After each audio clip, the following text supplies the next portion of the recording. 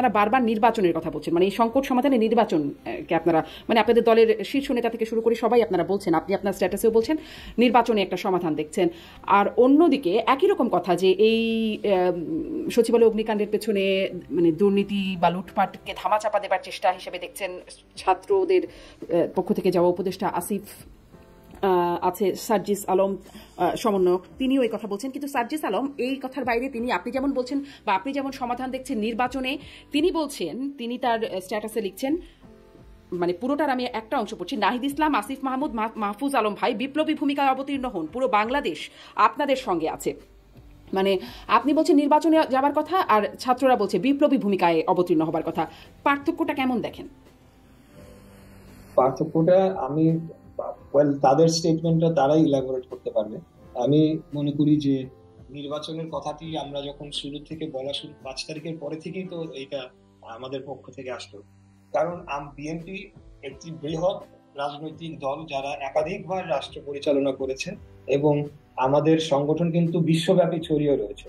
বিভিন্ন ধরনের তথ্য বা কোথায় কি হচ্ছে, কি হতে পারে, কোনো ধরনের পরিকল্পনা ষড়যন্ত্র হচ্ছে কিনা, এই ইনফরমেশন গুলা কিন্তু আসে। দ্যাটস ওয়াই আমরা তখন থেকেই এই নির্বাচনের কথাটা বারে বলছি, কারণ আমরা আমাদের দৃষ্টিতে that is the solution for stability. আমরা যদি স্থায়ীভাবে স্টেবিলিটি আনতে চাই, ওই পথেই হাঁটতে হবে।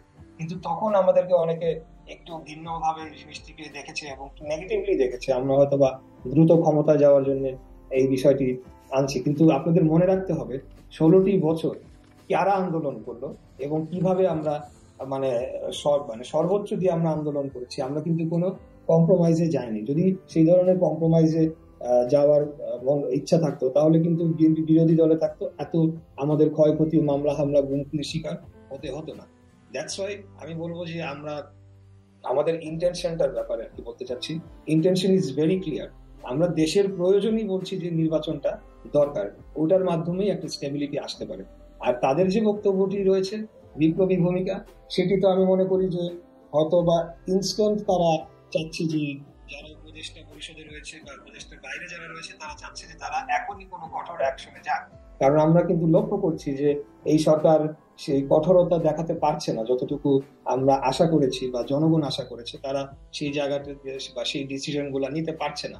যে পরিমাণ আপনার যে এখানে একটা গ্রেফতার করার দরকার ছিল, এদেরকে খুঁজে বের করে এদেরকে আইনের আওতায় আনার দরকার ছিল, সেই জায়গায় অনেক সময় আমরা দেখছি একটা ল্যাকলাস্টার ভূমিকা।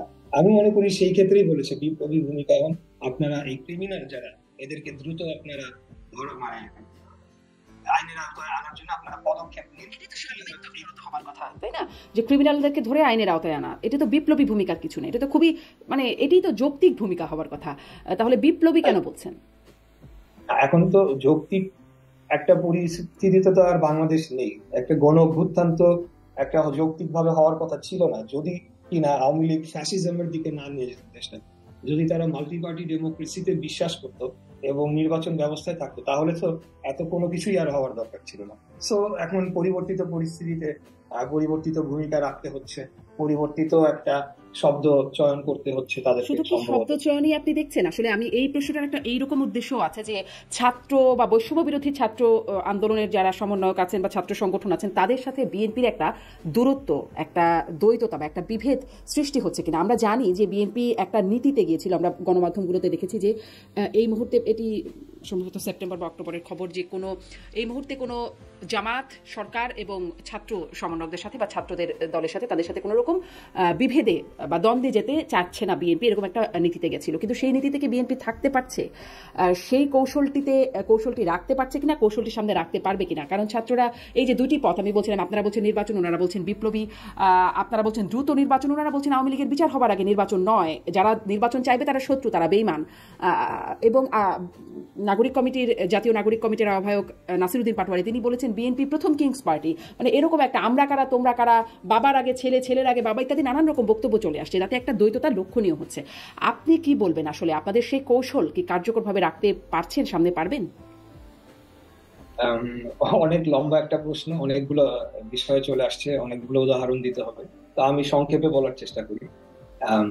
দেখেন, একটা বিষয়ে আমরা সকলেই একমত, সেটা হলো যে ফ্যাসিজমের বিরুদ্ধে আমাদের অবস্থান খুবই স্পষ্ট।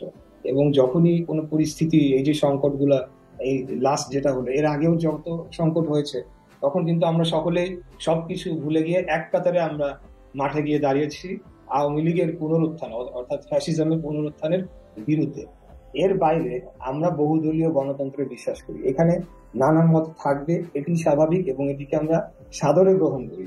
তাদের একটা বক্তব্য আছে, তারা এটাকে জনগণের মাঝে নিয়ে যাক, জনগণ যদি সেটিকে গ্রহণ করে এবং তারা যদি একটা পলিটিক্যাল পার্টি ফর্ম করে যদি জনগণের ভোটে নির্বাচিত হয়ে আসে, আমাদের সেখানে কিচ্ছু বলার থাকবে না। এবং অনেস্টলি আমি বলছি, এটা শুধু কথা বলার জন্য নয়, মানে that's how we think and that's what we believe.